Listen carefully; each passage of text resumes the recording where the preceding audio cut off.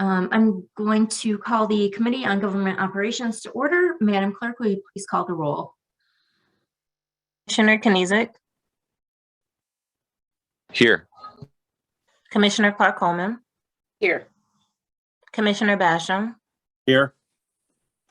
Commissioner Coleman. Chair Dobb. Here. I have a quorum present. Thank you. Next item. B, Chairwoman's remarks. I have none. Next item. C, approval of the February 23rd, 2022 meeting minutes. Can I get a motion for approval? Move approval. Support. It's been moved by Commissioner Clark Coleman, supported by Commissioner Basham. Is there any discussion on the meeting minutes? Hearing none. All those in favor, please say aye. Aye. Aye. Any opposed? Any abstentions? Motion passes. Next item. D, unfinished business. There is none listed. Next item. Item 1, under new business, communication from Joseph Martinico, Director of Personnel / Human Resources Department, Labor Relations Division, forwarding report on committee meetings with unions during fiscal years 2019 through 2020. Okay, we'll take the whole report and then do a motion for recommendation at the end. Actually, let's do items 1 and 2 together. Is Mr. Martinico here? No, Mr. Martinico is not here, but this is Donna Wilson, PHR Director. Hi, Donna. Could you just give us an update on these reports? Sure. The two reports, as you know, committee meetings and labor management meetings are just fundamental to labor relations. However, during the COVID pandemic, the last 2 years, we have not had significant meetings. However, if a meeting has been requested, we have. So there are obviously work sites that have been working, and safety committees and some other things that we have done. So that information is contained in the report, and we've held a couple of special conferences also, but not, not the robust prior to COVID. Okay. Has there been any accommodations during the pandemic and after with Zoom meetings? Sure. Or hybrid Zoom meetings? Yes, we have done many meetings via Zoom also. Okay, great. Okay, wonderful. And are there any commissioner questions or discussion on items number 1 and 2? Okay, all right, we will move on. Thank you so much, Donna. Madam Clerk, next item. Item 3, communication from Sue Hammoud, Deputy Corporation Counsel, forwarding the Department of Corporation Counsel settlement report for February 2022. Mr. Mood?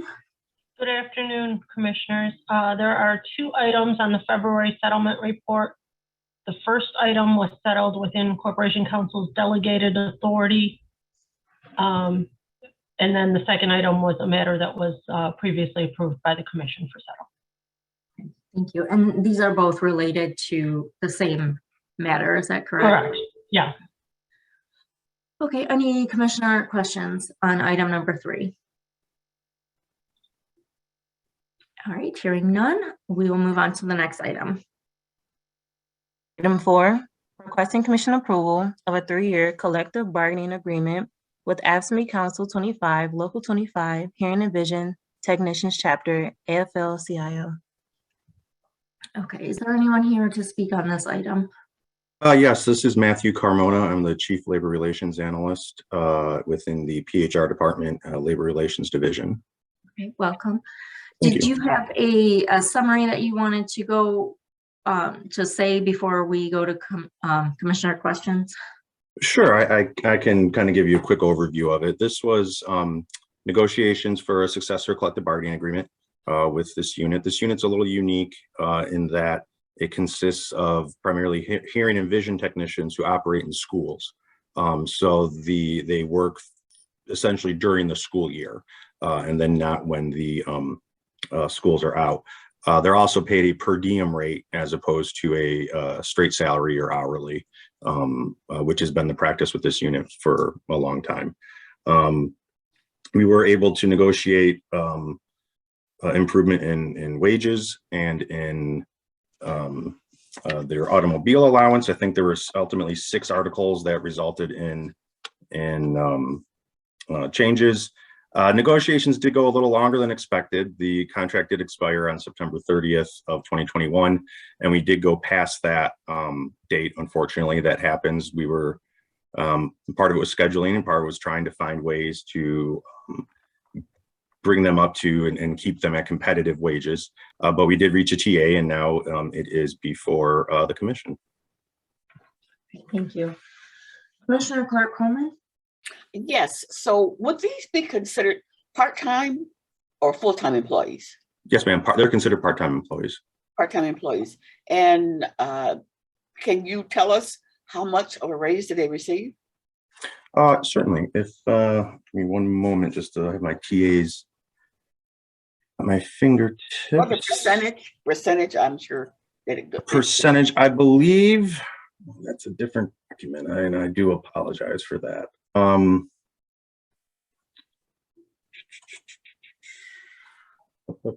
apologize. Give me one moment here. The percent increase in the first year, I believe, was 4%. Let's see, is it in my notes?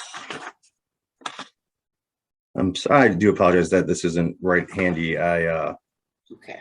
I had gotten focused on dollar figures by virtue of some of the prior questions.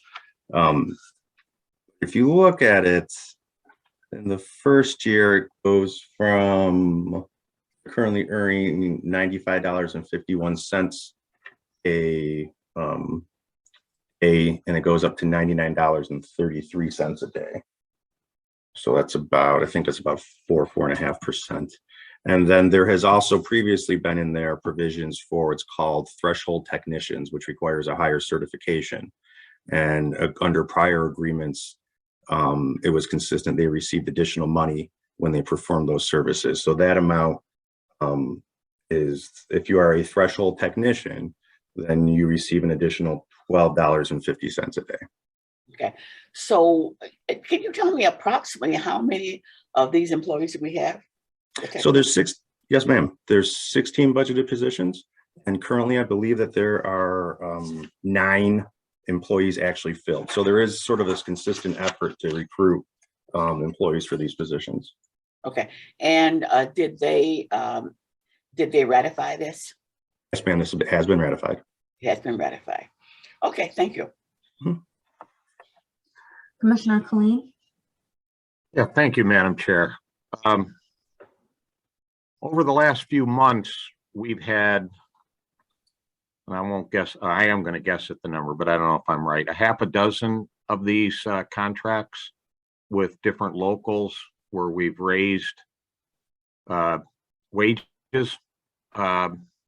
Is there, and this is to the executive or to anybody, is there a list of all of the bargaining units in Wayne County and kind of a score sheet? Which ones have we negotiated new terms like the ones today, and which ones that has not happened with yet? I don't know if there's a formal score sheet per se. I mean, certainly this one was a sort of standard CBA. It had expired under its natural terms, and we began bargaining. If the commissioner is requesting such a list, I can certainly go through and see what we can put together. Well, I've been very concerned, and I still am concerned about the county workforce at a couple of levels. And this is all being discussed, and I know administration's working on it, that are, I don't know if hiring more people into these positions that's currently on the table, if wages are an issue for that, but that's a general issue for the county, plus our wage structure. We've had a lot of brain drain as people have been pulled away from us in other jobs. And so keeping that in mind, as well as the fiscal situation in the county, I would like to get, like what locals have been extended raises in the last whatever year, which ones are still out there. just so I have a sense of what may be coming down the pike, or, but I'd kind of like to see that, what are all the bargaining units and who have gotten raises in the last year or so. I'd like to see a visual on that, if that's possible. And hopefully my fellow commissioners would like to see it too.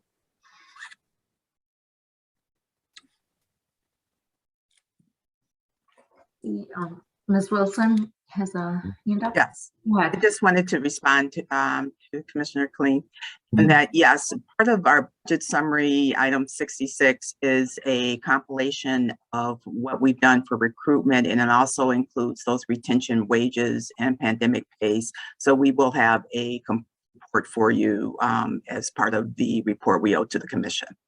Yeah, I understand the county financial situation and that there's no 8% across the board, but coming anytime soon. But a lot of these locals have been waiting a long time for any kind of a raise.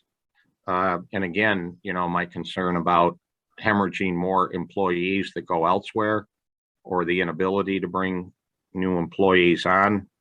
So just from the chair I sit in as a policymaker, I'd like to have that picture, Sure. what's still outstanding, that would be great if you could provide it. I'd appreciate it. I think every commissioner should receive it. We will submit it. When Thank do you expect to have that study finished? Do you have any idea? So it will be submitted to the commission within the next day or so. We just wanted to make sure that, because part of it is that the commissioners wanted some information by classification. So we're trying to give you a snapshot and a complete, the data behind it. So. Okay, great. Okay, thank you. Are you all set, Commissioner Colleen? No, that's it. Thank you, Madam Chair. All right, Okay. I forgot we're doing it for now. I was going to move it for approval, but we're doing it Yeah. different. Oh, no, we can. Do you want to move for a recommendation? Well, I'd like to move to receive and file 1 through 3, and forward to the full board, as well as recommending item 4 to move to full board. Can I get support for that? Support. All right, it has been moved for recommendation by Commissioner Colleen, supported by Commissioner Basham. Madam Clerk, please call the roll. Commissioner Kenizik, Yes. Commissioner Clark Coleman, Yes. Commissioner Basham, Yes. Commissioner Colleen, Aye. Chair Dobb, Yes. Motion passes. Next item. F, such other matters as may be properly submitted before the committee. There are none. Next item. Public comments. Did we receive any emails? We do have an email comment. Okay, can you please read that? How long are you allowing for public comments? Let's do 2 minutes. Okay. This is from Anthony, last name Plescia. Dear Commissioners, you need to urgently address the electrical grid. Not only is it vulnerable to cyber attacks and physical sabotage, it's also vulnerable to a phenomenon called electromagnetic pulse. This phenomenon is generated when a nuclear weapon is detonated high in the atmosphere. It can upset, damage, or destroy electronic and electrical systems. This poses a serious threat to a high voltage transformers, generators, and supervisory control data and acquisition systems, which are crucial to the grid's operations. Other infrastructures such as water treatment and communications are also vulnerable to this phenomenon. There are technologies out there which can be used to harden electronic systems, and it's not expensive to utilize them to protect against this threat. The federal government has known about this threat for many years, but has done nothing to little about it. A successful cyber, physical, or electromagnetic attack on the grid could also cause a protracted nationwide blackout, which would have grave consequences for society. This issue needs to be prioritized before anything else. It's in the public's best interest to do so. Thank you. Is there anyone here who would like to address the Committee on Government Operations? Is there anyone who wishes to make a public comment at this time? And last call for public comments. All right, hearing none. Next item, please. Adjournment. Need a motion to adjourn? So moved, Madam Chair. Support. All right, it's been moved and supported. All those in favor? Aye. Aye. Okay, we are now adjourned. Thank you so much, everyone. Have a great afternoon. Yeah, You thank you, too. Madam Chair. Thank you.